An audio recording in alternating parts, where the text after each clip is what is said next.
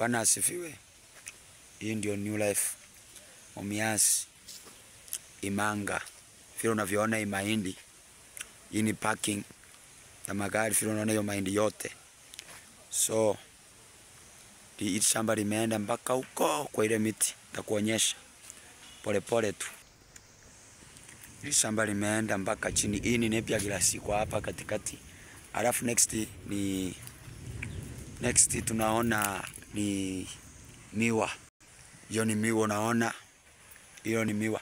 Lakini kanisa litaanza kuchengwa kuanzia hiyo Napier grass.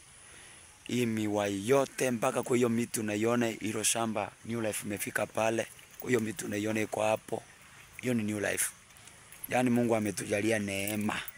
Tuko salama. Ametujalia neema hapa. Yes. Hili ndio shamba letu ambalo Mungu ametusaidia. Ametubariki. Naona limeenda mpaka huko. Limeenda mpaka huko. Mpaka huko chini kwa ile miti. Nafikiria cameraman anakuonyesha vizuri. Yaani Mungu ametujalia neema.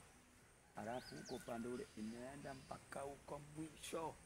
Kumbuka ni eka 2 ambazo Mungu ametujalia. Ni eka 2 Mungu ametujalia. Hii ni New Life Mumias Imanga. Na tunataka kudrop stima hapa. Stima nafikiria ikitoka pale juu inaweza kaingia hata hapa chini. Ikiwa imefika hapa, imefika kanisani. So hii miwa inafaa kungolewa next week. Iweze kupandwa kwingine ili tuweze kuanza ibada zetu hapa. Maana ni kwetu sasa.